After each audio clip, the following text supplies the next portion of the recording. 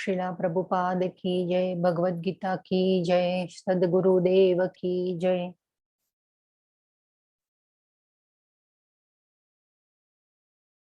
गोलोकनाम्नि निजधाम्नि तले च तस्य देवी महेश हरिधाम नुतेषु तेषु ते प्रभावनिचया विहिताश्च येन गोविन्दम् आदिपुरुषं तमहं भजामि। सृष्टि स्थिति प्रलय साधन शक्तिरेका छायेव यस्य भुवनानि बिभर्ति दुर्गा इच्छानुरूपं यपि यस्य च चेष्टते सा गोविन्दम् आदिपुरुषं तमहं भजामि। क्षीरं यथा दधि विकार विशेषयोगात् संजायते न हि ततः पृथगस्ति हेतो यशम्भुतामपि तथा समुपैति कार्यात् गोविन्दम् आदिपुरुषं तमहं भजामि। दीपाचिरेव हि दशान्तरम् अभ्युपेत्य दीपायते विवृत हेतु समान धर्म यस्तादृगेव हि च विष्णुतया विभाति गोविन्दम् आदिपुरुषं तमहं भजामि। यः कारणाणवजले भजस्ति स्म योग निद्रा अनंत जगद अंड सरोमकूप आधार शक्ति अवलंब्य परा स्वमूर्ति गोविन्दम् आदिपुरुषं तमहं भजामि। यस्यैक निःश्वसितकलमथावलम्ब्य जीवन्ति लोभविलजा जगदण्डनाथा विष्णोरमहानस इह यस्य कलाविशेषो गोविन्दम् आदिपुरुषं तमहं भजामि। भास्वान् यथाश्म सकलेषु निजेषु तेज स्वीयं कियत् प्रकटयत्यपि तदत्र ब्रह्माय एष जगदण्ड विधानकर्ता गोविन्दम् आदिपुरुषं तमहं भजामि। यत्पादपल्लवयुगं विनिधाय कुम्भ द्वन्द्वे प्रणाम समये सगणाधिराज विज्ञान विहतम् आलम् अस्य जगत्त्रयस्य गोविन्दम् आदिपुरुषं तमहं भजामि। अग्निर्मही गगनम् अम्बुमरुददिशश्च कालस्तथात्ममनसीति जगत्त्रमाणि यस्माद् भवन्ति विभवन्ति विशन्ति यञ्च गोविन्दम् आदिपुरुषं तमहं भजामि। यच्चक्षुरेश सविता सकलग्रहाणां राजा समस्तसुरमूर्तिरशेष तेजा यस्याज्ञया भ्रमति संभृतकालचक्रो गोविन्दम् आदिपुरुषं तमहं भजामि। धर्मोऽथ पापनिचयः श्रुतस्य यस्तपांसि ब्रह्मादिकीटपतगावधयश्च जीव यद्वत् मात्र विभव प्रकट प्रभावा गोविन्दम् आदिपुरुषं तमहं भजामि। यस्त्विन्द्र गोपम् अथवेन्द्र अहो स्वकर्म बन्धानुरूप फलभाजनम् आतनोति कर्माणि निर्दहति किन्तु च भक्तिभाजां गोविन्दम् आदिपुरुषं तमहं भजामि। यं क्रोध काम सहज प्रणयादि भीति वात्सल्य मोह गुरु गौरव सेव्य भावै संचिन्त्य तस्य सदृशीं तनुमा पुरेते गोविन्दम् आदिपुरुषं तमहं भजामि। श्रियकान्ताकान्त परम पुरुष कल्पतरवो ध्रुमा भूमिश्चिन्तामणि गणमयि तोयं कथागानं नाट्यं गमनम् अपि वंशी प्रिय सखी चिन्दानन्द ज्योति परम् अपि तदा स्वाध्यमपि च गोविन्दम् आदिपुरुषं तमहं भजामि। स यत्र क्षीराब्धिस्रवति सुरभिभ्यश्च सुमहान् निमेषाधाख्यो वा व्रजति नहित्र यत्रापि समयः भजे श्वेतद्वीपं तम् अहम् इह गोलोक इति यं विदन्तस्ते सन्तः क्षिते विरलचारा कतिपये गोविन्दम् आदिपुरुषं तमहं भजामि। हरे कृष्ण। खूब सरस आ ब्रह्म संहितानी प्रार्थना छे અને આ બહુ સરસ બ્રહ્માજીએ કરેલી પ્રાર્થના છે. તો આજે આપણે સ્ટાર્ટ થઈએ મંગલાચરણથી.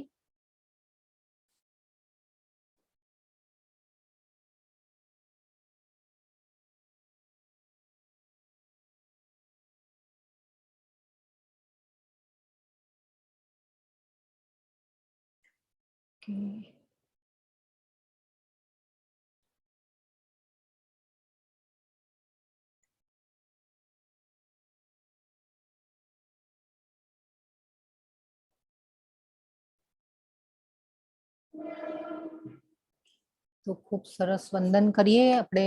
શ્રીલા પ્રભુપાદના ચરણોમાં વંદન કરીએ. ભગવદ ગીતાની જય. સદગુરુ દેવ કી જય.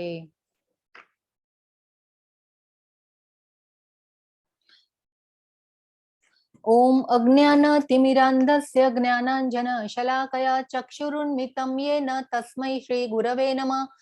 श्रीचैतन्यमनोभीष्टं स्थापितं येन भूतले स्वयं रूप कदा मह्यं ददाति स्वपदान्तिकं. वन्देऽहं श्रीगुरो श्रीयुतपदकमलं श्रीगुरून् वैष्णवांश्च.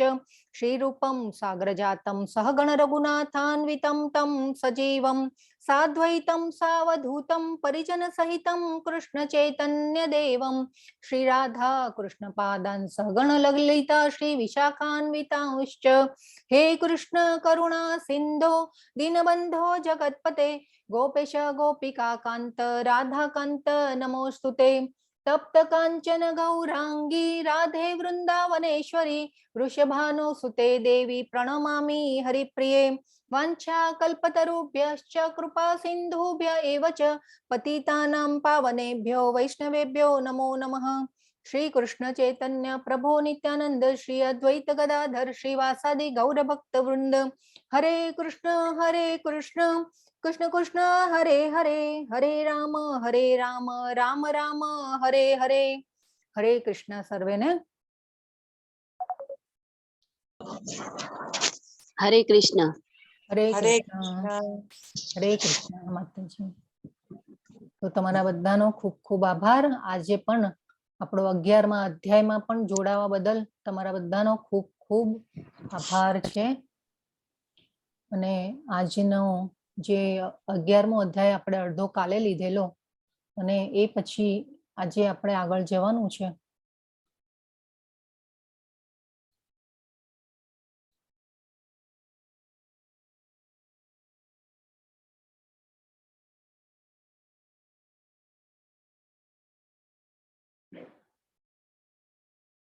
હરે કૃષ્ણ. બધાને મારી સ્ક્રીન દેખાય છે? હરે કૃષ્ણ દેખાય છે? હા દેખાય છે. Okay okay. તો તમારા બધાનું ખૂબ ખૂબ હાર્દિક સ્વાગત. આજના 11મા દિવસમાં પણ તમે ધૈર્ય અને ઉત્સાહ નિશ્ચયથી તમે જે જોડાઈને રહ્યા છો એના માટે ખૂબ ખૂબ આભાર બધાનો અને હાર્દિક સ્વાગત. શ્રી ઇસ્કોન બેંગલુરુ શ્રી રાધા ગોવિંદા મંદિર તરફથી તમારા બધાનું હાર્દિક સ્વાગત કરું છું. હરે કૃષ્ણ. આપણે ગઈકાલે આપણે આ જોયેલો છેલ્લો શ્લોક કે ભગવાન જે છે વિશ્વરૂપ બતાવે છે અને પછી એન્ડમાં ભગવાન કહે છે કે ભાઈ હવે અર્જુનને કહે છે કે તું ઉઠ, લડવા માટે તૈયાર થા અને યશ અર્જિત કર, આપણા શત્રુને જીતીને સંપન્ન રાજ્યનો ભોગ કર. આ બધા મારા દ્વારા પહેલા જ મરી ચૂક્યા છે અને હે સવ્યાસાચી તમે તો યુદ્ધમાં કેવળ નિમિત્ત માત્ર હોઈ શકો છો. આ આપણે છેલ્લો શ્લોક લીધેલો.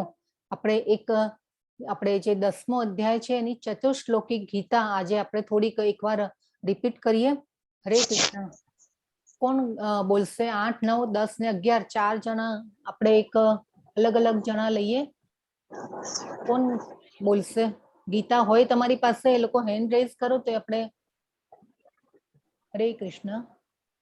જેની પાસે ગીતા હોય, જે નવા પાર્ટિસિપન્ટ છે એમાંથી કોઈની પાસે હોય તો એ લોકો બોલી શકે.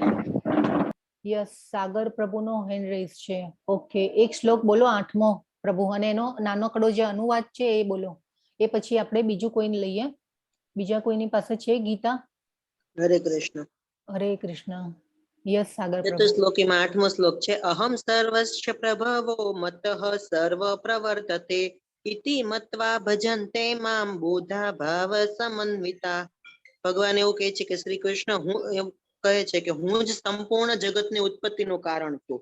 મારા વડે જ સર્વ જગત પ્રવૃત્ત થાય છે એમ બરાબર તત્વથી જાણીને શ્રદ્ધા અને ભક્તિ યુક્ત થયેલા જ્ઞાનીજનો મને એટલે કે પરમેશ્વરને નિરંતર ભાવે ભજે છે. બરાબર, ખૂબ સરસ. યસ. પછી 9મો શ્લોક કોણ લેશે? હરે કૃષ્ણ. કોની પાસે છે ગીતા? હેન્ડ રેઝ છે કોઈની પાસે હવે ગીતા તો એ વાંચી શકે છે. પ્રભુપાદની ગીતા હોય તો. યસ, સાગર પ્રભુએ બોલ્યા. બીજા કોણ છે? હવે નવા પાર્ટિસિપન્ટ્સ માંથી કોઈ બોલી શકતા હોય તો બોલો. હરે કૃષ્ણ.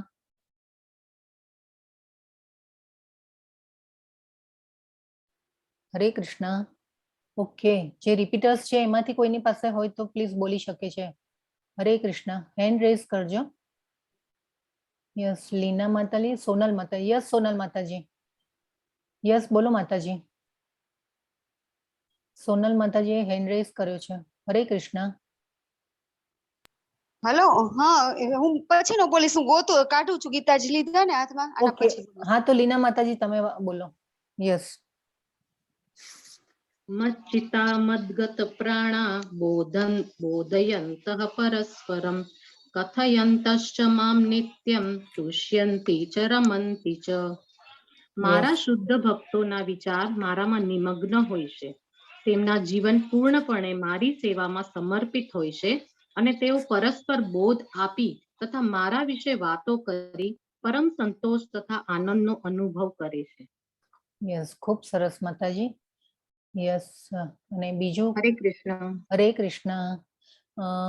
ઓકે, બીજું કોણ બોલી શકશે? હરે કૃષ્ણ. યસ, ચેટમાં કોઈએ કંઈ લખ્યું છે આઈ થિંક. ઓકે, જતીન પ્રભુ છે. રમા ઠક્કર માતાજી. યસ, બોલો માતાજી. હા. યસ, હા. તેસામ અનંત યુક્તાનામ ભક્તામ પ્રીતિ પૂર્વકમ દદામી બુદ્ધિયોગમ તમ યેન મામુપ્યાન્તિ તે. જે મનુષ્યો મારી પ્રેમપૂર્વક સેવા કરવામાં સતત સમર્પિત રહે છે તેમને હું એવું જ્ઞાન આપું છું કે જેનાથી તેઓ મને પ્રાપ્ત કરી શકે છે. ખૂબ સરસ માતાજી. યસ, તો આજે ચતુશ્લોકી હજી એક શ્લોક આપણે રહ્યો છે. કોણ બોલશે? કોઈનો હેન્ડ રેઝ છે? ઓકે, યસ, નથી કોઈનો હેન્ડ રેઝ. કોઈ બોલી શકશે? કોઈની પાસે ગીતા હોય તો? હા, હરે કૃષ્ણ. હરે યસ, કૃષ્ણ. હા બોલો માતાજી. તેસામેવાનુકંપાર્થ મહમ જ્ઞાનજમ તમઃ નાશયામ્યાત્મ ભાવસ્થો જ્ઞાન દીપેન માસ્વતા. ભક્તો ઉપર વિશેષ કૃપા કરવા માટે તેમના હૃદયોમાં નિવાસ કરનારો હું જ્ઞાન રૂપી પ્રકાશમાન દીપક વડે અજ્ઞાનજન્ય અંધકારને હું દૂર કરું છું. ખૂબ સરસ. તો આ જે 4 શ્લોકમાં ભગવાને આપણને શું કીધું? કોણ કહેશે? કોઈ કહી શકશે? 4 શ્લોકમાં આપણને ભગવાને કીધેલું કે ચતુશ્લોકી ગીતા ભગવાને શું કીધું આપણને? હરે કૃષ્ણ. તો આ 4 શ્લોક દ્વારા ભગવાને આપણને કીધું હું દિવ્ય તથા ભૌતિક વિશ્વનું કારણ છું. એટલે આપણને પહેલા પણ ભગવાને કહી દીધું હતું કે મારામાંથી જ બધું ઉદ્ભવે છે. જે બુદ્ધિમાન મનુષ્યો આ સારી રીતે જાણે છે તેઓ મારી પ્રેમ ભક્તિમાં પરોવાય છે અને સર્વથા અંતઃકરણ પૂર્વક મને ભજે છે. ભગવાને કીધું કે આ પહેલા પણ બુદ્ધિમાન મનુષ્યની વ્યાખ્યા આપણે જોયેલી કે બુદ્ધિમાન કોને કહેવાય. તો આપણી જે બુદ્ધિમાનની વ્યાખ્યા હોય છે એ અલગ હોય છે. તો ભગવાન અહીંયા કહે છે કે બુદ્ધિમાન મનુષ્ય કોને કહેવાય? કે જે મને મારી પ્રકૃતિને જે સારી રીતે જાણે છે. એ પછી ભગવાને 9મા શ્લોકમાં કીધું ભક્તોના વિચાર મારામાં નિમગ્ન હોય છે. તેમના જીવન પૂર્ણપણે મારી સેવામાં સમર્પિત હોય છે અને તેઓ પરસ્પર બોધ આપી તથા મારા વિશે વાતો કરી પરમ સંતોષ તથા આનંદનો અનુભવ કરે છે.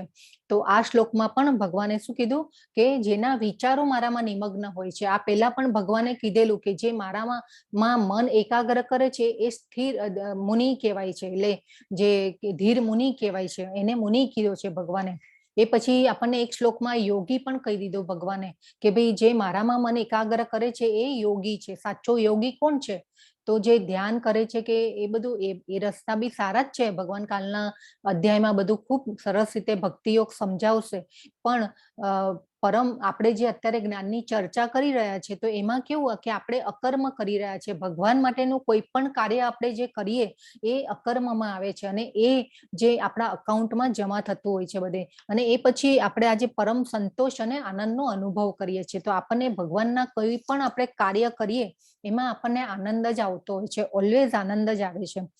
તો એ પછી ભગવાને 10મા શ્લોકમાં કીધું, જે મનુષ્યો મારી પ્રેમપૂર્વક સેવા કરવામાં સતત સમર્પિત રહે છે તેમને હું એવું જ્ઞાન આપું છું કે જેનાથી તેઓ મને પ્રાપ્ત કરી શકે છે.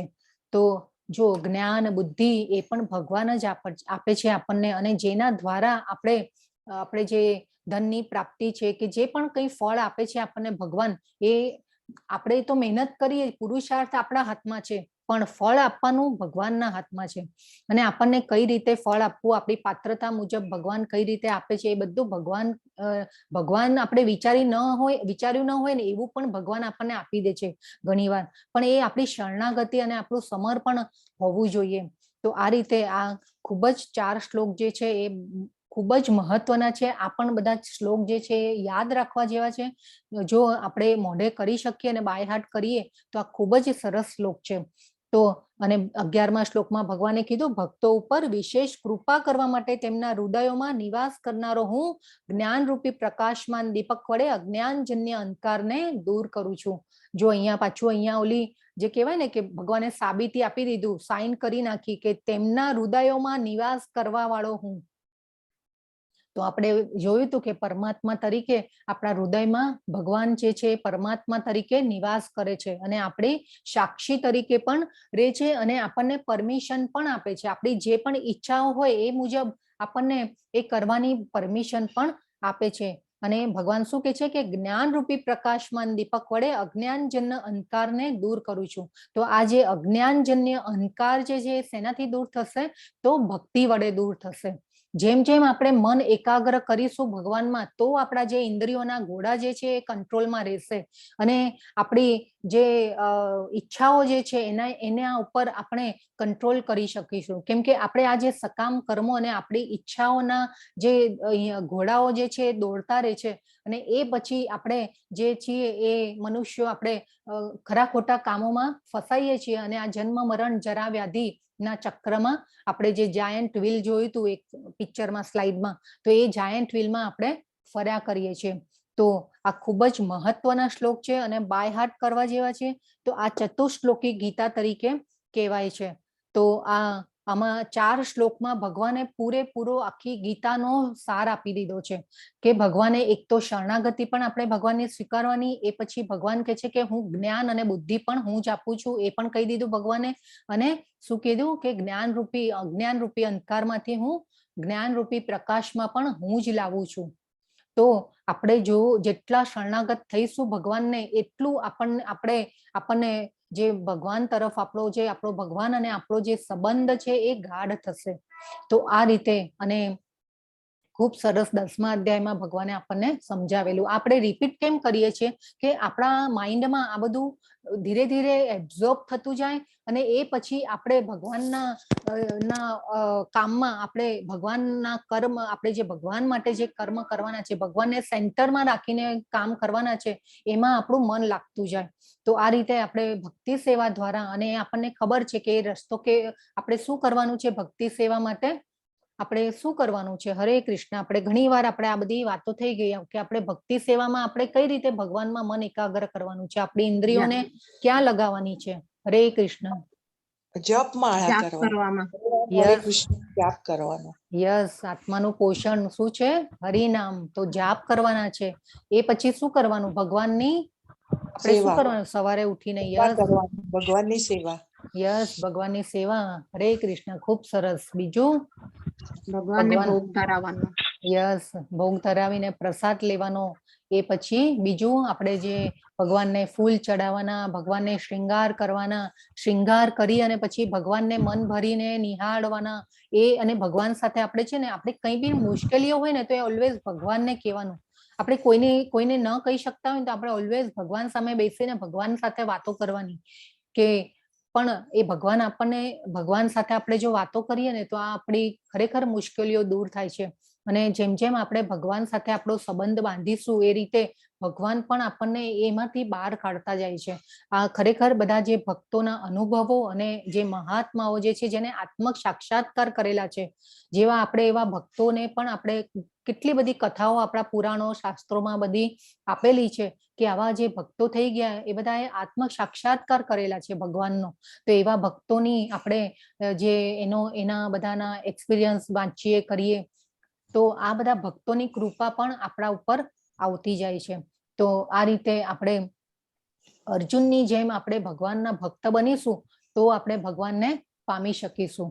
અને આ છેલ્લા 33મા શ્લોકમાં ભગવાને કીધું લડવા માટે તૈયાર થા, યશ અર્જિત કર, આપણા શત્રુને જીતીને સંપન્ન રાજ્યનો ભોગ કર. આ બધા મારા દ્વારા પહેલા જ મરી ચુક્યા છે અને હે સવ્યાસાચી, તમે તો યુદ્ધમાં કેવળ નિમિત્ત માત્ર હોઈ શકો છો. તો સવ્યાસાચી એટલે શું? આપણે કાલે વાત થઈ હતી, સવ્યાસાચી કોને કહેવાય? હરે કૃષ્ણ. યસ, હરે કૃષ્ણ. નવા પાર્ટિસિપન્ટ્સ માંથી યુદ્ધમાં કોણ બોલશે? કુશળતાથી બાણ ચલાવી શકે તે. યસ, ખૂબ સરસ માતાજી. યસ. તો ભગવાને અહીંયા અર્જુનજીનું મોરલ હાઈ કર્યું છે સવ્યાસાચી કહીને. કેમ કે હવે જે એમનો મોહ દૂર થઈ ગયો છે, આટલા અધ્યાય પછીનું જે જ્ઞાન સાંભળી અને વિશ્વરૂપ જોઈ અને એમનો જે મોહ હતો એ દૂર થયો. મોહ દૂર થયો એટલે તો વિશ્વરૂપ ભગવાને જે બતાવવા માટે તૈયાર થયા છે અને એ જોયું પણ ખરા વિશ્વરૂપ. અને હવે ભગવાન કહે છે કે તું યુદ્ધમાં કેવળ નિમિત્ત માત્ર છે, કે ભાઈ આ ગેમ તો મારી સેટ જ હતી, આ બધા તો હણાઈ જ ચૂક્યા છે. કેમ કે ભીષ્મ, દ્રોણ, ગુરુ, જ્યારે દ્રૌપદીનું ચીરહરણ થતું હતું ત્યારે પણ જેને કહેવાય કે એક વડીલ તરીકે એ જે કાર્ય થઈ રહ્યું હતું એમાં એમને મૂંગા મોઢે એમને જ્યારે એમને કર્તવ્ય કરવાનું આવ્યું ત્યારે એમને મોઢું બંધ રાખ્યું. તો આ વસ્તુ અને એમાં એમને એટલા માટે એટલે ભગવાને આ બધા જે છે આવા કર્તવ્યની વિરુદ્ધ ભાગનારા જે લોકો હતા કૌરવો, તો એ પ્રમાણે આ ભગવાને સજા આપવા માટે ભગવાનની ઈચ્છા હતી એટલા માટે ભગવાને યુદ્ધ અર્જુનને કરવા માટે રેડી કર્યા છે. એટલા માટે ભગવાન હવે કહે છે કે આપણે પણ જો આપણે જીવનરૂપી યુદ્ધમાં પણ આપણે લડીશું તો આપણે તો ખાલી નિમિત્ત માત્ર છીએ. આપણે જીવનરૂપી આપણે ઘણા એવા પ્રશ્નો આવતા હોય છે આપણા જીવનમાં. આપણે કાલે પણ જોયું હતું કે ઘણા પ્રશ્નો આપણે આવતા હોય પણ એનાથી ભાગવાનું નથી, આપણે યુદ્ધમાં લડવાનું છે. તો અને ભગવાનની શરણાગતિ તો ઓલવેઝ સ્વીકારવાની જ છે. તો આ રીતે હવે પછીનો શ્લોક જોઈએ તો દ્રોણ, ભીષ્મ, જયદ્રથ, કર્ણ તથા અન્ય મહાન યોદ્ધાઓ પહેલાથી જ મારા વડે હણાઈ ચુક્યા છે, માટે તું તેમનો વધ કર, એની લેશ માત્ર વ્યથિત થઈશ નહીં, માત્ર યુદ્ધ કર અને યુદ્ધમાં તું તારા શત્રુઓને પરાસ્ત કરીશ. હવે જો ભીષ્મ તો ઈચ્છા મૃત્યુનું વરદાન હતું ભીષ્મજીને. દ્રોણ કેવા મહાન ગુરુ તો હતા પણ યોદ્ધા પણ હતા. ઇવન જયદ્રથ, કર્ણ મહાન યોદ્ધાઓ હતા પણ આ બધા યોદ્ધાઓને પણ મારવા અશક્ય હતા. પણ મહારથીઓ હતા આ બધા યોદ્ધાઓ, તે છતાં પણ ભગવાને કીધું કે આ બધા મારા વડે હણાઈ ચુક્યા છે, તું યુદ્ધ કર, તારા શત્રુઓને પરાસ્ત કર, ભગવાને કીધું અહીંયા. તો આ રીતે આપણા શત્રુઓ કયા છે? આ બધા શત્રુઓ તો મારા ભગવાને કીધું કે આ બધા ટોટલી હણાઈ ચુક્યા છે પહેલા જ. અને આ અર્જુને કીધું પણ ખરા અર્જુનને ભગવાને કે અને અર્જુનજીએ જોયું પણ ખરા કે ભગવાનના મોઢામાં એમના દાંતો વચ્ચે કચરાઈ રહ્યા હતા બધા. જો કેવું વિશ્વરૂપ બતાવ્યું છે ભગવાને, વિરાટ રૂપ બતાવ્યું છે. કાલે આપણે બધું જોયું કે તો આ બધા જે યોદ્ધાઓ હતા એ કચરાઈ રહ્યા હતા, ભગવાનના દાંત નીચે કચડાઈ રહ્યા હતા. એવું વિશ્વરૂપ જોયું અર્જુને. તો આપણા શત્રુઓ કયા છે? હરે કૃષ્ણ.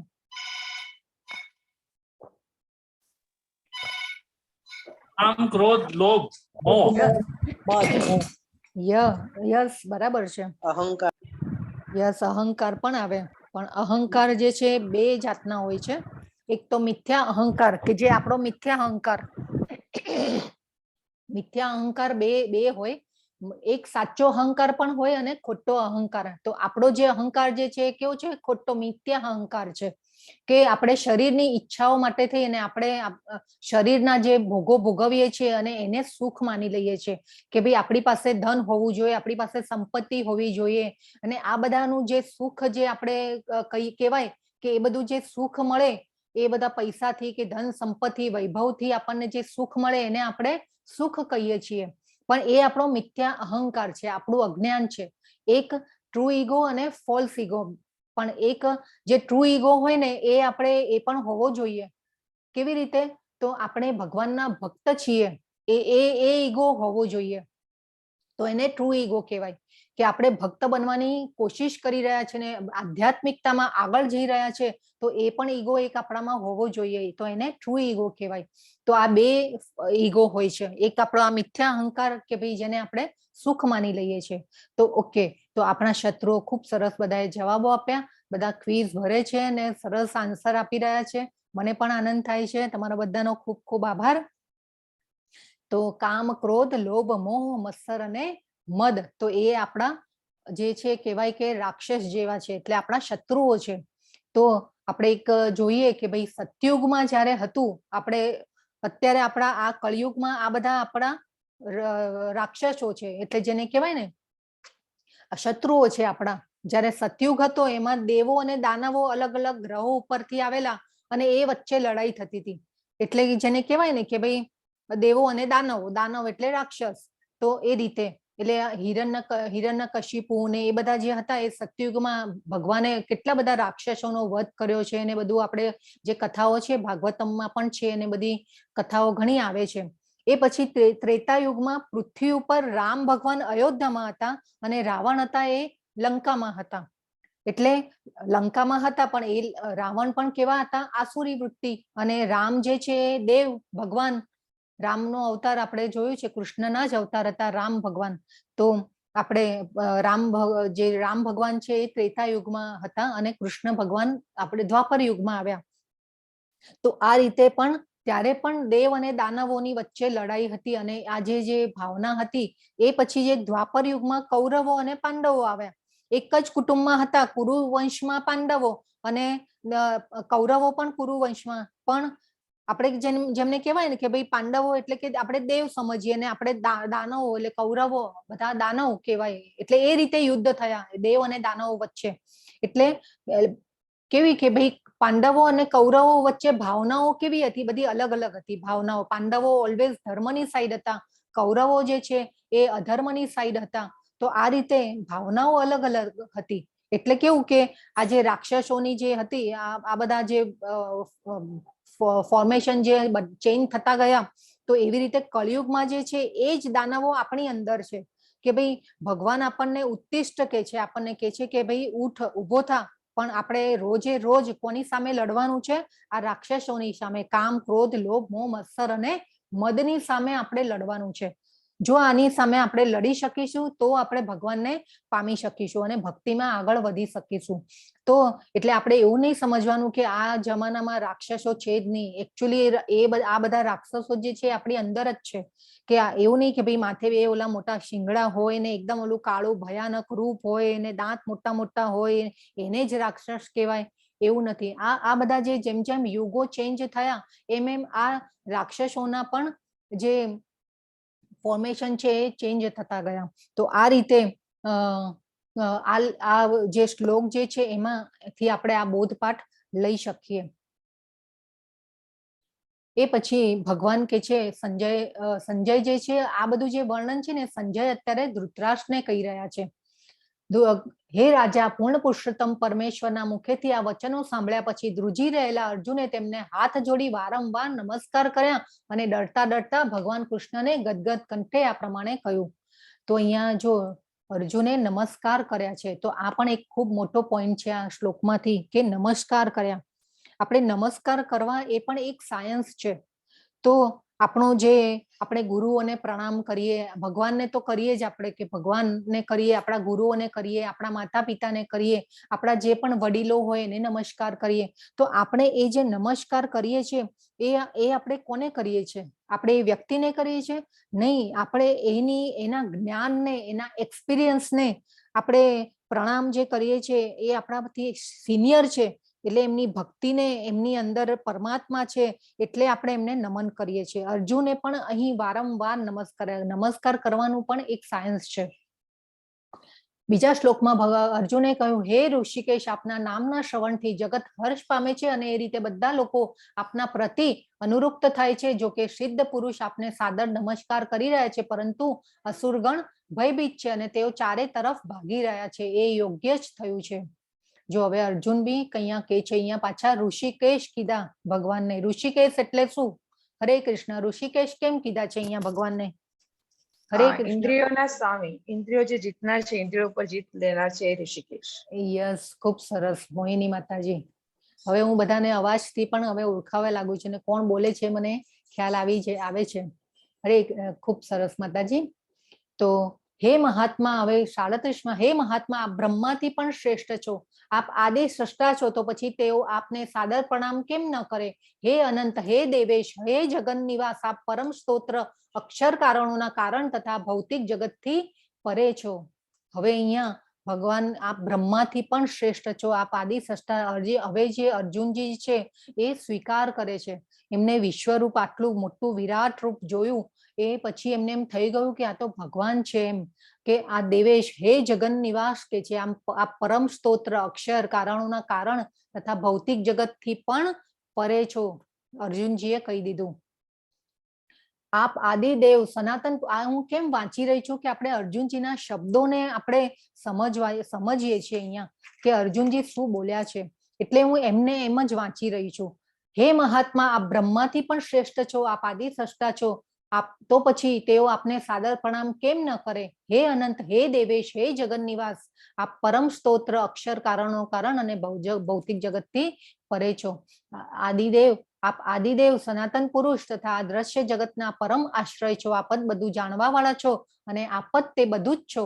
આ ભૌતિક ગુણોથી પરમ આશ્રય છો. હે અનંત રૂપ, આ સંપૂર્ણ દ્રશ્ય જગત આપના દ્વારા વ્યાપ્ત છે.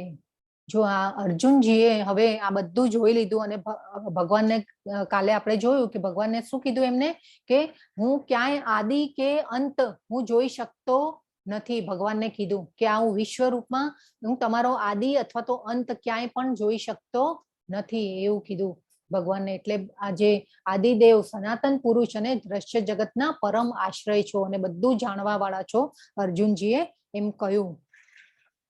એટલે હવે જે આ બધું જોઈ લીધા પછી હવે ભગવાન અર્જુને ગીતામાં ભગવાનને વિવિધ નામોથી બોલાવ્યા છે. ઓકે, તો મધુસૂદન કેમ બોલાવ્યા છે? હરે કૃષ્ણ. હરે કૃષ્ણ. મધુસૂદન કેમ બોલાવ્યા છે ભગવાને? મધુ નામના રાક્ષસનો વધ કર્યો હતો. ઓકે, ખૂબ સરસ. અને માધવ કેમ? માધવ લક્ષ્મીના પતિ યસ, તરીકે મને લાગે છે. બરાબર. યસ યસ રુચિ માતાજી, યસ બરાબર છે. યુદ્ધ, યસ, માધવ એટલે લક્ષ્મીજીના પતિ. ઓકે, તો આપણે આ અર્જુનજીની જીતના કારણોમાં આપણે જોયેલું. યાદ છે કોઈને જીતના કારણો કયા કયા હતા? અર્જુનજીની જીતના કારણો નક્કી જ હતા કે કયા કયા હતા? આપણે પહેલા અધ્યાયમાં જોયેલું હતું. ઓકે, આપણે અહીંયા વાત થઈ છે તો આપણે રિપીટ કરી લઈએ. અર્જુનજીની જીતના કારણો આપણે 9 કારણો જોયેલા. ધર્મક્ષેત્ર, દેવી રથ, યસ, બરાબર છે. કપિધ્વજા, શંખનાદ, હા, ગાંડીવ, ધનુષ્ય, ત્યક્તા જીવિતા, મોક્ષતા એકાદશી, ભાગ્યલક્ષ્મી અને ઋષિકેશ. યસ, ખૂબ સરસ પ્રભુ. Yes, okay. તો સાગર પ્રભુ બોલ્યા ને? હા માતાજી. યસ, ખૂબ સરસ. યસ, તો અહીંયા આપણે જે કીધું ભગવાને આપને મારા મિત્ર તરીકે માનીને મેં હવે જો અર્જુનજીની સ્થિતિ છે, આ વિશ્વરૂપ જોયું એટલે એમને એમ થયું કે આ તો ભગવાન છે. એમ કે ભગવાન સાથે મેં એમને મિત્ર અને સખા માનીને મેં કેટલો અનાદર કર્યો એમને ક્યારેક બોલાવતી વખતે. હવે આપણે તો કેવું હોય કે આપણે આપણા મિત્રો હોય તો આપણે એમને કેવું આમ મિત્રોની સાથે આપણે ઓલવેઝ આમ ઓલા કેવા કેઝ્યુઅલ હોઈએ, આમ એકદમ આપણે આમ ફોર્માલિટીમાં ન હોઈએ મિત્રોની સાથે ઓલવેઝ. કે આપણે આમ ઘણી વાર કહીએ કે એ અલા આમ કરી નાખ ને ભાઈ, આપણે ઓર્ડર પણ કરીએ, આપણે ઝઘડીએ ભેગા થઈએ મિત્રોમાં તો, અને એ પછી મિત્રોની આપણે ખેંચીએ પણ ખરા ઘણીવાર. એટલે આ રીતે આમ કેવી કે હસી મજાક મસ્તી ચાલતી હોય આપણે મિત્રોમાં. તો આ રીતે અહીંયા શું કે છે અર્જુનજી હવે કે આપને મારા મિત્ર તરીકે માનીને મેં આપને હે કૃષ્ણ, હે યાદવ, હે સખા. જો હવે એ વખતે તો વૈદિક કાળ હતો એટલે આ રીતે સંબોધન થતા હતા બધા. અત્યારે આપણી આખી જે વ્યાખ્યા છે એ બધી મિત્રોની સાથેની વાતચીતની આખી બધી અલગ છે. પણ એ વખતે જુઓ મિત્ર હતા, પણ એ વખતે પણ અર્જુનજી કેવી રીતે કે છે હે કૃષ્ણ, હે યાદવ, હે સખા જેવા અવિચારી સંબોધનથી બોલાવ્યા છે, કારણ કે હું આપના મહિમાથી અજાણ હતો.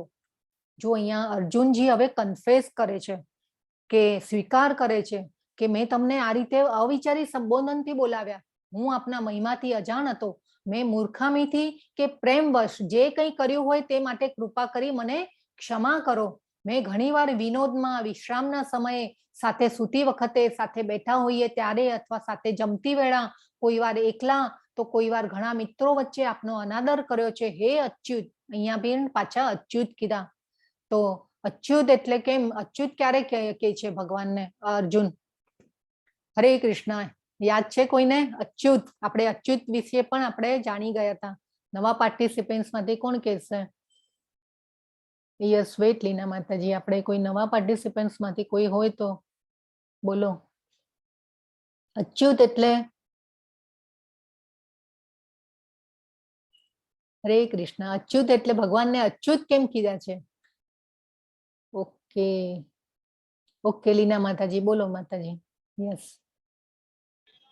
અચ્યુત એટલે ચ્યુત ન જે થાય, અચ્યુત Yes. ભગવાન આપણી પાસે આવે, જ્યારે બી બોલાવીએ ત્યારે આવે જ, યસ. અને કોના માટે આવે? ભક્ત માટે.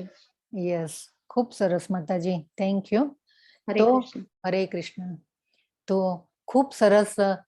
ભગવાન જે છે ભક્ત માટે ઓલવેઝ દોડતા આવે છે, એટલા માટે અચ્યુત કીધા છે ભગવાનને અહીંયા અર્જુને. અને કૃપા કરી આપ મારા આ સર્વ અપરાધો ક્ષમા કરો. ભગવાનને શું કીધું? મારા અપરાધો ક્ષમા કરો. હવે આમ એમને એમ થઈ ગયું કે હા, મેં અત્યાર સુધી ભગવાન, આ તો ભગવાન હતા, પણ મેં આ રીતે સંબોધન કર્યા મેં ભગવાનને, તો એ રીતે આમ એમને દુઃખ થઈ જાય છે કે આ રીતે મેં અવિચારી સંબોધનથી બોલાવ્યા ભગવાનને. જો કેટલા અર્જુનજી જે છે એમની નમ્રતા જુઓ. આપણે આ બધું શીખવાનું છે. આ ભગવદ્ ગીતામાંથી આપણે અર્જુન તો એટલા મહાન કેરેક્ટર છે, તો અર્જુનજી પાસેથી પણ ઘણું શીખવાનું છે. ભગવાને તો ઓલવેઝ આપણને શીખવાડી દીધું જીવન કેવી રીતે જીવવાનું ને કેવી રીતે આપણું મૃત્યુને સુધારવાનું. ભગવાન આપણને બે રીતે આપણને બધું શીખવાડે છે. કૃષ્ણ ભગવાને તો આપણને જીવન જીવતા અને મરતા પણ શીખવાડે છે, એટલે મૃત્યુને આપણે કેવી રીતે સુધારવાનું એ પણ ભગવાને શીખવાડ્યું બધું. તો આ રીતે પણ આ બધા જે પાત્રો જે છે ભગવદ્ ગીતામાં, અર્જુનજી અને કૃષ્ણ, એ ખૂબ આપણને બધું શીખવાડી જાય છે. નાના નાના પોઈન્ટ આપણે ઘણી વાર આપણે આ બધા જે પોઈન્ટ છે એમ આપણા પ્રેક્ટિકલ લાઈફમાં પણ ઉતારવા જેવા છે. કે નમ્રતા, કેવી નમ્રતા, આપણે સામેવાળાને કંઈક નાનમ ન લાગવી જોઈએ, કેવું હોય તો નાનમ ન લાગવી જોઈએ, એના ગુણોને યાદ કરાવીને આપણે કહેવાનું. તો એ રીતે આપણે સીધું એને એમ કહી દઈએ કે તારામાં તો આ નથી ને પેલું નથી, તો આ બધું જે છે એ આપણે સામે જે આપણો રિલેશન જે છે એ ટકી ન રહે. તો આ રીતે જો અહીંયા હવે ભૂલનો સ્વીકાર પણ કરે છે અર્જુનજી અહીંયા. તો આપણાથી પણ જો આ એક બહુ ખૂબ મહત્વનો આ પણ પોઈન્ટ છે કે આપણાથી પણ જો ક્યારેક કોઈ એવી ભૂલ થઈ જાય ને, તો ભગવાન પાસે ક્ષમા માંગી લેવાની કે ભાઈ મારાથી ભૂલ થઈ ગઈ છે પ્રભુ, હું આવી ભૂલ બીજી વાર નહીં કરું. એટલે એ કન્ફેસ છે ને ભગવાન પાસે ઓલવેઝ કરી લેવાનું. ક્યારે પણ કોઈ ચિંતા નહીં કરવાની, પણ ભગવાન પાસે બેસી અને ભગવાનને કહી દેવાનું કે મારાથી આ ભૂલ થઈ ગઈ છે. તો આ રીતે ભગવાન આપણી જે આપણો સંબંધ જે છે ને ભગવાન સાથેનો, એ આપણો ગાઢ થતો જશે. ભગવાન પાસે ઓલવેઝ કન્ફેસ કરી દેવાનું. તો આ રીતે ખૂબ સરસ આ પણ શ્લોક છે અને ખૂબ સમજવા જેવો શ્લોક છે. 45મા શ્લોકમાં કહે છે, પહેલા ક્યારે ન જોયું હોય તેવું આપણું આ વિરાટ રૂપનું દર્શન કરીને હું પુલકિત થઈ રહ્યો છું. અંતઃ આપ મારા પર કૃપા કરો અને હે દેવેશ, હે જગન નિવાસ, આપનું પુરુષોત્તમ સ્વરૂપ પુનઃ પ્રસ્તુત કરો. અર્જુન મિત્ર હોવાની સાથે અસાધારણ ક્ષત્રિય પણ હતા, છતાં પણ ડરી જાય છે. હવે આપણે આવું જોયું હોય તો આપણી તો સ્થિતિની કલ્પના કરો કે ભાઈ આપણે આવું જોઈ અને કેવા ડરી જઈએ. પણ એ અર્જુનજી જે હતા કે અસાધારણ ક્ષત્રિય હતા, ભક્ત હતા, મિત્ર હતા ભગવાનના, ભગવાન એમની સાથે હતા, તે છતાં પણ ડરી જાય છે અને ભગવાનને કહે છે હું પુલકિત થઈ ગયો છું, આપ મારા પર કૃપા કરો. અને જો કૃપા કરો, મદ અનુગ્રહાય, આ શબ્દ પણ યાદ રાખવાનો. ઓલવેઝ કૃપા કરો. આપણે પણ ભગવાનને આપણે કેવું હોય ને તો આપણે પહેલા આ શબ્દ યુઝ કરવો જોઈએ કે મારા પર કૃપા કરજો ભગવાન, અને હું મારી પાત્રતા હોય તો તમે મને આપજો. એ રીતે ભગવાનને આ રીતે આપણે ગ્રેટિટ્યુડ બતાવવો જોઈએ. આપણે કાલે ખૂબ સરસ રીતે પણ સમજ્યા હતા. તો 46મા શ્લોકમાં હવે હે વિરાટ રૂપ, હે સહસ્ત્રભુજ ભગવાન, હું આપના મુકુટધારી ચતુર્ભુજ રૂપનું દર્શન કરવા ચાહું છું, જેમાં આપ આપના 4 હાથમાં શંખ, ચક્ર, ગદા તથા પદ્મ ધારણ કરેલો હોય છે. હું એ જ રૂપને જોવાની ઈચ્છા ધરાવું છું. જો બાજુમાં ચિત્ર જે છે, ફોટો ભગવાનનો કેટલો સુંદર મનોહર રૂપ, ભગવાનનું ચતુર્ભુજ રૂપ. હવે ચતુર્ભુજ રૂપે ભગવાન ક્યાં બિરાજે છે? આપણે ગોલોક ચાટમાં જોયેલું. હરે કૃષ્ણ. ભગવાનની ઓફિસ ક્યાં છે? હરે કૃષ્ણ. વૈકુંઠ. યસ, વૈકુંઠ. બરાબર છે માતાજી. યસ. તો ભગવાન વૈકુંઠ ઓફિસ છે ભગવાનની, અને ભગવાન ત્યાં કયા રૂપમાં રહે છે? યસ, બોલો બોલો. નારાયણ અને લક્ષ્મીજી. નારાયણ રૂપ એટલે ચતુર્ભુજ રૂપે રહે છે વૈકુંઠમાં. અને ત્યાં કેવું હોય છે? ફોર્માલિટી, એટલે બધા દાસ્ય ભાવથી, શાંત ભાવથી, સાખ્યમ એટલે કે એ રીતે ભગવાનની સેવા કરે છે ત્યાં. અને ગોલોકધામ જે આપણે વૃંદાવન જે જોયું હતું, સહસ્ત્રદલ કમલમાં વિસ્તરેલું હતું, એ ભગવાનનું શું હતું? હરે કૃષ્ણ. ગોલોકધામ ભગવાનનું શું છે? હરે કૃષ્ણ. ગોલોકધામ આપણે ક્યાં પહોંચવાનું છે ભગવાનની પાસે? આપણે ક્યાંથી ક્યાં ટ્રાવેલ કરવાનું છે? ગોલોકધામમાં. યસ, ગોલોકધામ. ગોલોક વૃંદાવન. યસ, બરાબર છે. યસ. તો ખૂબ સરસ. તો આપણે આ રીતે આપણે અહીંયા જે ભૌતિક જગતમાંથી અને કઈ રીતે ટ્રાવેલ કરવાનું છે આપણે એ પણ લાઈન જોયેલી. હરિનામ જાપ. બરાબર છે. ખૂબ સરસ. ભગવાનની સેવા, ભક્તિ અને હરિનામ જાપ. તો આ રીતે જે હવે ભગવાન અર્જુન જે છે એ ભગવાનનું ચતુર્ભુજ રૂપ જોવાની ઈચ્છા કરે છે. તો ભગવાન એમને કહે છે કે યસ, તો તું એના પણ દર્શન કર. હવે ભગવાન કહે છે હે કુરુશ્રેષ્ઠ, આની પૂર્વ મારા આ વિશ્વરૂપને કોઈએ જોયું નથી, કારણ કે હું ન તો વેદાધ્યયનના દ્વારા, ન યજ્ઞ, દાન, પુણ્ય કે કઠિન તપસ્યાઓના દ્વારા આ રૂપમાં આ સંસારમાં જોઈ શકાવું છું. તો ભગવાને કીધું હે કુરુશ્રેષ્ઠ, આની પૂર્વ મારા આ વિશ્વરૂપને કોઈએ જોયું નથી. જ્યારે બ્રહ્માંડના દર્શન કરાવ્યા યશોદા માતાને, ત્યારે પણ આટલું વિરાટ રૂપ નહોતું. એ પછી શાંતિ પ્રસ્તાવમાં જ્યારે લઈને ગયા ત્યારે પણ આટલું વિરાટ રૂપ ભગવાને બતાવ્યું નતું. એક ખાલી અંશ માત્ર ભગવાનનો બતાવેલો, અને ત્યારે પણ કોઈ સમજી નતું શક્યું કે આ ભગવાન છે. તો અહીંયા ભગવાન કહે છે કે આની પૂર્વ મારા આ વિશ્વરૂપને કોઈએ જોયું નથી, એટલા માટે અહીંયા વિરાટ રૂપ કીધું છે. વિરાટ, કારણ કે હું ન તો વેદાધ્યયનના દ્વારા, ન યજ્ઞ, દાન, પુણ્ય કે કઠિન તપસ્યાઓના દ્વારા આ રૂપમાં આ સંસારમાં જોઈ શકાય છું. જો અહીંયા ભગવાને શું કીધું? આપણે ગમે તેટલો જ્ઞાન લઈશું વેદોનો કે ભાઈ શાસ્ત્રોનો અભ્યાસ કરીશું, યજ્ઞ, દાન, પુણ્ય કે કઠિન તપસ્યાઓ કરીશું, પણ ભગવાને અહીંયા શું કીધું? આ રૂપમાં પણ હું સંસારમાં જોઈ શકાતો નથી. કેમ કે પહેલા પણ ભગવાને કીધું હતું કે હું બધાને દર્શન આપતો નથી. જેઓ જેવી રીતે મને શરણે થાય છે એ પ્રમાણે હું બધાને ફળ આપું છું. એટલે આ રીતે ભગવાને પહેલા પણ કહી દીધું, હજી પાછું અહીંયા પણ કીધું કે આપણે જો ગમે તેટલા યજ્ઞ, દાન, પુણ્ય કે તપસ્યાઓ કરીશું, શાસ્ત્રોનું જ્ઞાન પણ લઈશું, પણ આપણામાં ભાવ અને જો આપણે ભક્તિ જો અહીંયા આ જે 6 અધ્યાય જે છે ને એમાં ભગવાને ભક્તિનું રહસ્ય બતાવ્યું છે. એટલા માટે આને ગુહ્ય જ્ઞાન કીધું છે. જો આપણે અને ભક્તિની પ્રાપ્તિ થવી ને એ ખૂબ જ દુર્લભ છે. એટલા માટે અહીંયા ભગવાને ગુહ્ય જ્ઞાન કીધું છે. આ 6 અધ્યાય જે છે ને એ બધાને ગુહ્ય જ્ઞાન કીધું છે ભગવાને. તો આ રીતે અને રાજ વિદ્યા કઈ છે. આ ગીતાના જ્ઞાનને રાજ વિદ્યા કહી છે. તો આ રીતે અહીંયા પણ ભગવાને પાછું પ્રમાણ આપી દીધું આપણને. એ પછી તમે મારા આ ભયાનક રૂપને, હવે અર્જુનને ભગવાન કહે છે મારા રૂપને જોઈને અત્યંત વિચલિત અને મોહિત થઈ ગયો છે, હવે આને સમાપ્ત કરું છું. હે મારા ભક્ત, તમે સમસ્ત ચિંતાઓથી પુનઃ મુક્ત થઈ જાઓ, તમે શાંત ચિત્તથી હવે આપનું ઈચ્છિત રૂપ જોઈ શકો છો. જો હવે ભગવાને કીધું કે હવે તું શાંત થઈ જા, તું મારો ભક્ત છે, પાછું પણ અહીંયા પ્રમાણ આપ્યું. અને ભગવાનને કહે છે કે હું હવે, ભગવાન હવે દ્વિભુજ રૂપ, ચતુર્ભુજ રૂપમાંથી દ્વિભુજ રૂપમાં આવે છે. તો આ દ્વિભુજ રૂપમાં ભગવાન જે છે એ ત્યાં આપણે જે ગોલોકધામ જે છે ત્યાં બિરાજે છે. તો મુરલીધર સ્વરૂપ જે છે તે ખૂબ, જે મુરલીધર સ્વરૂપને જો ભગવાનને પામવા હોય ને, હવે જો અહીંયા પણ એક પ્રમાણ આપી દીધું ભગવાને કે એક વ્યક્તિ રૂપે ભગવાન હાજર છે. આપણે ઘણીવાર બધા જે કહે છે કે ભાઈ ભગવાન નિરાકાર છે ને, એટલે આ રીતે અહીંયા પણ બધા કેટલા પ્રમાણો આપણી પાસે આવી ગયા. તો આ પહેલા ભગવાને એ પણ કહી દીધું હતું કે 9મા અધ્યાયમાં 11મો શ્લોક હતો, અવજાનંતિ મામ મૂઢા માનુષીમ તનુમાશ્રિતમ પરમ ભાવમ જાનંતો મમ ભૂત મહેશ્વરમ. મૂઢ લોકો મારી દિવ્ય પ્રકૃતિને જાણતા નથી અને સર્વોપરી સ્વામી તરીકે મારો ઉપહાસ કરે છે, અને એની સામે હું પ્રગટ થતો નથી. એ પણ ભગવાને પહેલા પણ કહેલું હતું.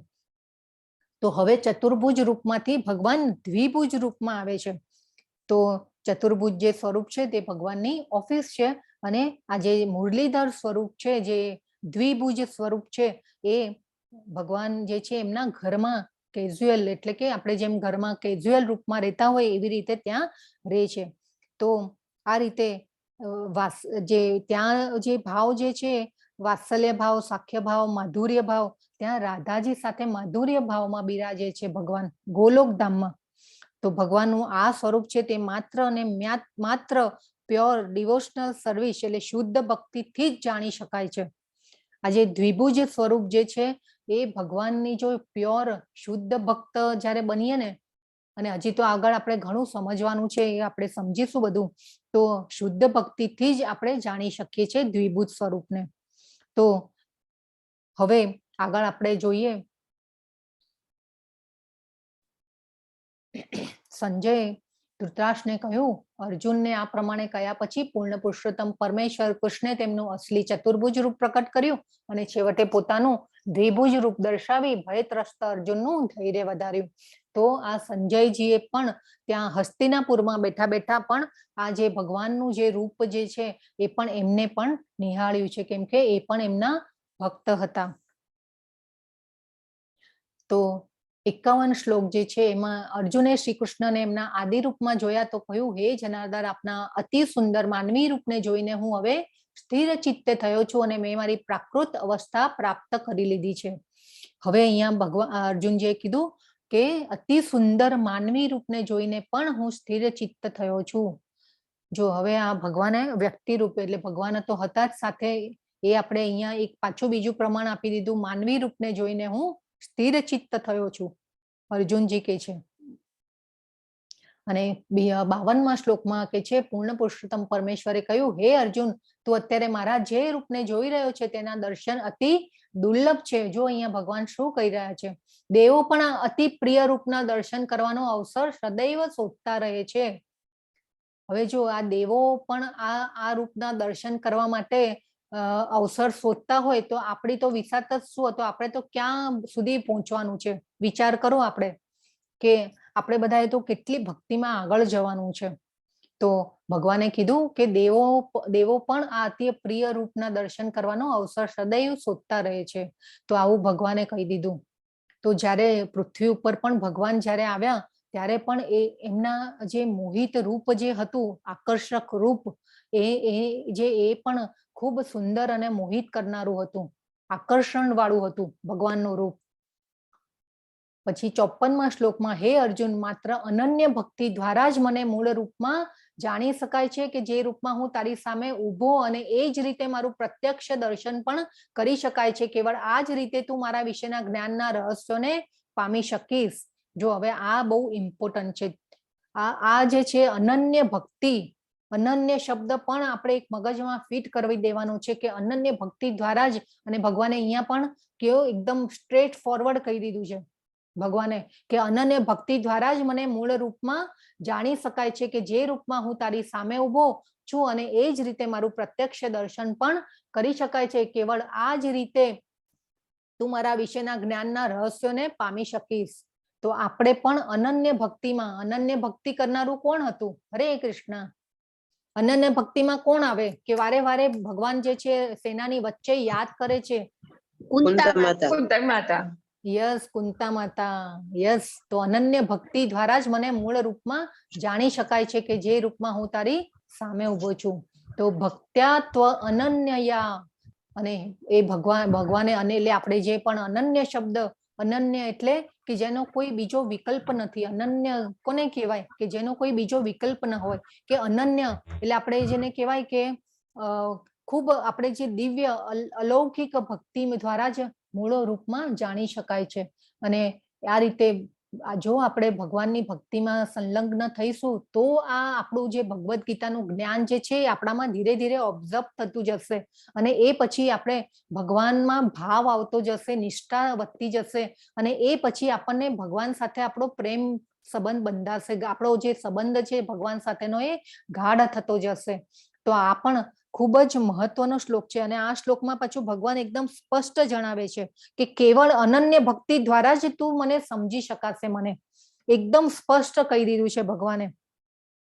અને ભગવાન જે છે એ અર્જુનને પણ એમના ગુણોનું સર્ટિફિકેટ ધીરે ધીરે આપતા જાય છે. ભક્ત્યાત્વ અનન્યયા, અને પરંતપ પાછું કીધું છે અહીંયા પણ, જે પાછું હજી પણ મોરલ તો વધારે ને વધારે કરતા જાય છે અર્જુનનું, શત્રુનું. પરંતપ એટલે શત્રુનું દમન કરનાર.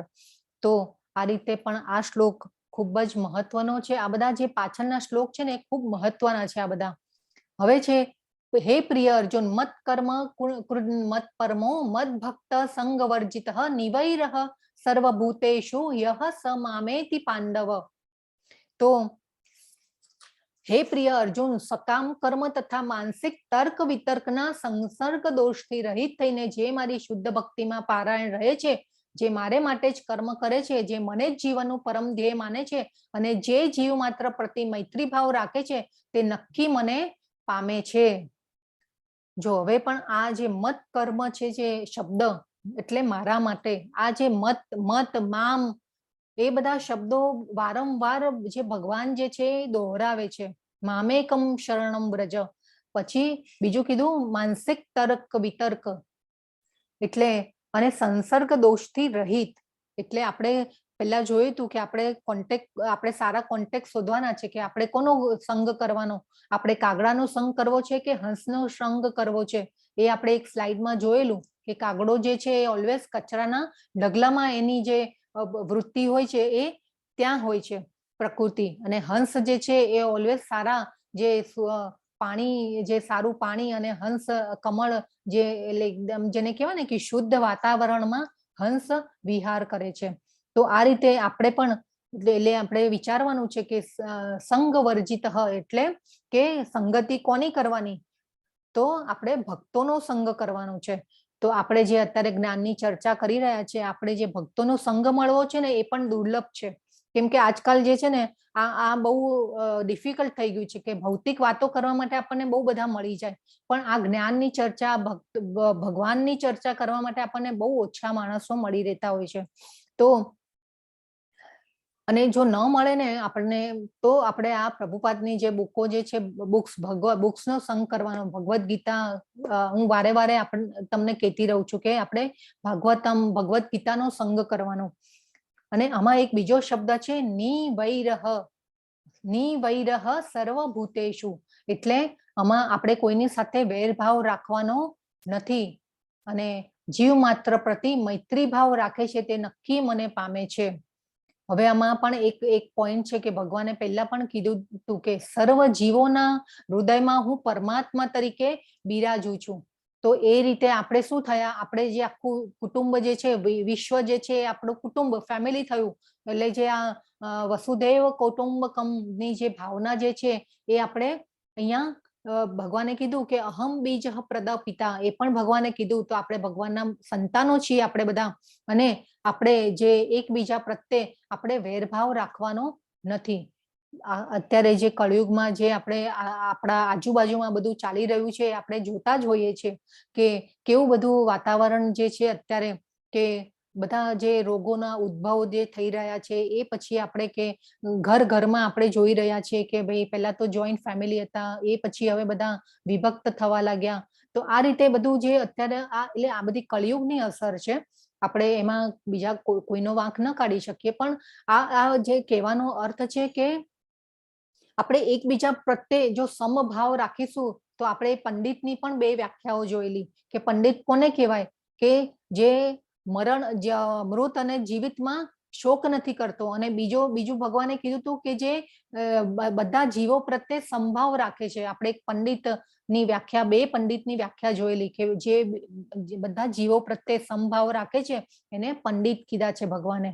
તો આપણે આ રીતે જીવ માત્ર પ્રતિ મૈત્રી ભાવ રાખવાનો છે બધાની સાથે, અને નિવૈરહ સર્વભૂતેષુ, એટલે કોઈની સાથે પણ વેરભાવ રાખવાનો નથી, અને બધા જીવો પ્રત્યે આપણે મૈત્રી ભાવ રાખવાનો છે.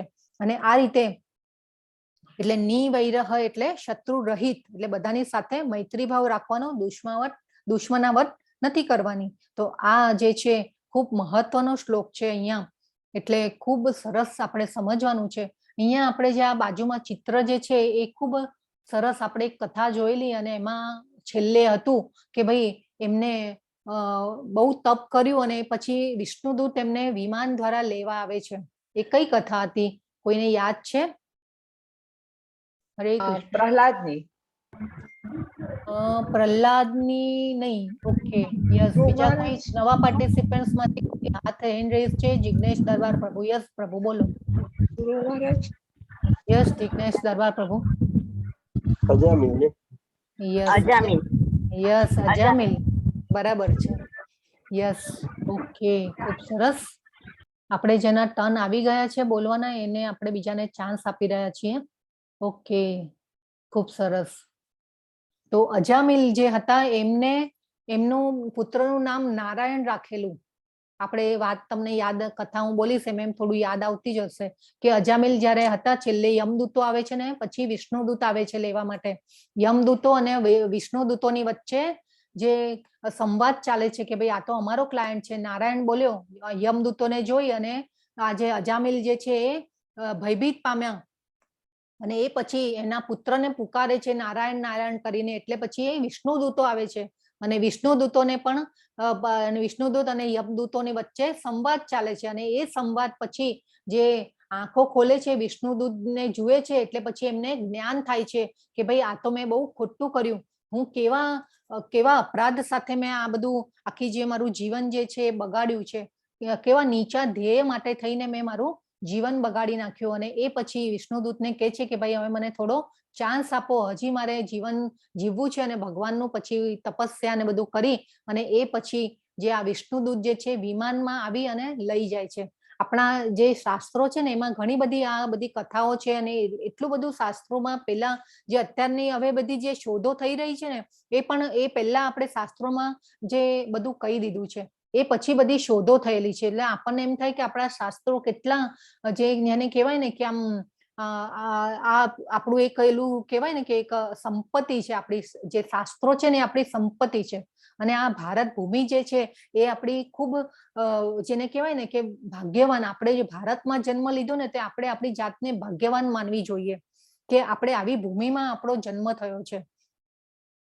તો ખૂબ સરસ આ રીતે. અને આ ભક્તોને લેવા માટે ખુદ છે ને વિષ્ણુદૂતો આવે છે, અને ક્યારેક જો એવા શુદ્ધ ભક્તો હોય ને એને તો ભગવાન આવીને લઈ જાય છે. તો ખૂબ સરસ. અને ભક્તો માટે ઓલવેઝ ભગવાન આપણે જોયેલું કે દોડતા આવે છે. જો આપણે એક ડગલું આગળ ચાલીએ તો ભગવાન 10 ડગલા આગળ ચાલે છે ભક્તો માટે થઈને. ભક્તોની ઉપર છે ને ભગવાનને ખૂબ વિશેષ પ્રેમ હોય છે. તો આ રીતે ભક્ત બહુ વાલા હોય છે. આપણે જો ઘણા એવા દાખલાઓ અને કથાઓ આપણે શાસ્ત્રોમાં પણ જોયેલી છે ભક્તોની, કે નરસિંહ મહેતાના કામ તો ઓલવેઝ ભગવાને જ કરેલા છે, પણ નરસિંહ મહેતા તો ભગવાનના કીર્તનમાં અને સ્મરણમાં જ ઓલવેઝ રચ્યા પચ્યા રહેતા. તો ભગવાન એમના કામો સંભાળતા હતા કે ભાઈ આ તો હવે મારા કીર્તન ને સ્મરણમાં છે, આને તો કઈ ભાન નથી ભાઈ કે હવે મારું બધું કુંવરબાઈનું ઓલું મામેરું પણ એમને ભગવાને કરેલું હતું. તો આ રીતે બધા જે કથાઓ જે છે આપણા શાસ્ત્રોમાં ખૂબ એ બધા ભક્તોએ સાક્ષાત્કાર કરેલો છે ભગવાનનો. તો આ રીતે ભક્તો માટે થઈ અને ભગવાન જે છે એ દોડતા આવે છે. તો આ જે યુદ્ધ પણ થયું તો એ ભગવાનની ઈચ્છા હતી, કેમ કે પાંડવો જે છે એ ભગવાનની સાઈડ, ધર્મની સાઈડ હતા. અને આવનારી પેઢીઓ જો આ અનુકરણ આપણે યુદ્ધ ન થાય અને હિંસા ન થાય તો આપણે આ કરુણાનો જવાબ જે આપ્યો છે ભગવાને, તો અને આ રીતે આવનારી પેઢીઓ પણ પછી અનુકરણ કરે કે ભાઈ આતતાઈઓ પેદા થાય, સમાજની વ્યવસ્થા, કાયદો ન જળવાય, એના માટે થઈને ભગવાને આજે યુદ્ધની ઘોષણા કરી. ભગવાનની ઈચ્છાથી યુદ્ધ થયું છે અને ભગવાન અર્જુનજીને મોટા કર્યા છે કે નહીં તું યુદ્ધ જીતીશ, અને નિમિત્ત માત્ર ભગવાને કીધું કે તું નિમિત્ત માત્ર છે. તો આવી રીતે ભક્ત માટે ભક્તને ઓલવેઝ ભગવાન જે છે એ મોટા કરે છે. તો પાંડવોના જે અને છેલ્લે તો આ યુદ્ધ પછી તો કેવું કે જે ઉત્તરા માતાના ગર્ભમાં પરીક્ષિત મહારાજ જે અર્જુનજીના પૌત્ર થાય અને અભિમન્યુ, અર્જુનજીના પુત્ર અભિમન્યુ, અને એ અભિમન્યુ અને અભિમન્યુના સહચરી જે છે ઉત્તરા માતા, અને એમના ગર્ભમાં જે પરીક્ષિત મહારાજ જે છેલ્લો વંશ હતો એમના ગર્ભમાં, એમને મારવા માટે થઈને પણ કૌરવોએ છેલ્લે પછી એ નતા છોડ્યા, એમને પણ નતા છોડ્યા. પણ ભગવાન જે છે એમના ગર્ભમાં પ્રવેશીને પણ એ ગર્ભની રક્ષા પણ કરે છે. તો આ રીતે જેને કહેવાય ને કે ભક્તો માટે તરત જ ભગવાન દોડીને આવે છે અને ભક્તોની રક્ષા કરવી. અને ભક્તો તો ખૂબ જ વાલા હોય છે ભગવાને. ભગવાન પણ એ જે છે એમ ભગવાન પણ એમના ભક્તોને એટલો આનંદ આપે છે. આપણે જેટલા શરણાગત થઈએ ને એ પ્રમાણે આપણને પણ ભગવાનની અનુભૂતિ થાય છે. અત્યારે પણ એવું નથી કે ભગવાન નથી આવતા આપણા માટે પણ આવે, પણ આપણી એટલી શરણાગતિ નથી હોતી. આપણે સમર્પણ થવાનું છે. તો આ રીતે ખૂબ સુંદર આપણે ભક્તો દ્વારા આપણને કૃપા મળે છે.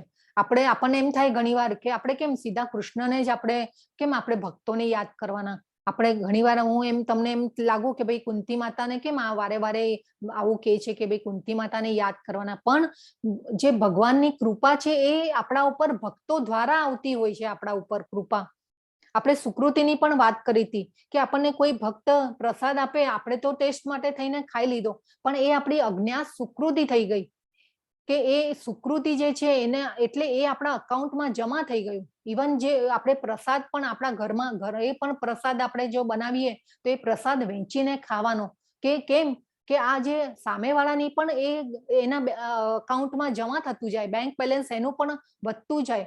તો આ રીતે આપણે ઓલવેઝ પ્રસાદ પણ વેચીને ખાવો જોઈએ. આપણે પ્રસાદનું પણ આગલા અધ્યાયોમાં આપણે મહત્વ સમજ્યા હતા.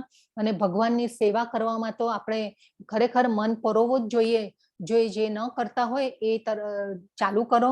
ભગવાનનો ભલે નાનો ફોટો એની સામે આપણે ભગવાનને બે હાથ જોડીએ, દૂધ ધરાવે, પત્રમ પુષ્પમ ફલમ તોયમ ભગવાને કહી દીધું. કેટલો સરળ રસ્તો બનાવી દીધો ભગવાને કે ભગવાનને કઈ બીજું જોઈતું નથી, ખાલી પત્રમ પુષ્પમ ફલમ તોયમ એ પણ આપશો તોય ભગવાન તો ખુશ થઈ જવાના છે. કેટલા દયાળુ છે અને આપણી માટે કેટલો સહેલો રસ્તો લઈને આવી ગયા છે ચૈતન્ય મહાપ્રભુ કે ખાલી બેસીને આપણે ખાલી ટાઈમ આપવાનો છે ભગવાનને, કે ભગવાન માટે ભલે આખા દિવસમાં 1 કલાક કાઢીએ, માળા કરીએ કે ભગવાનની સેવા પૂજા કરીએ, તો આ ખૂબ મહત્વનું છે. તો આ રીતે જે 11મો અધ્યાય છે એમાં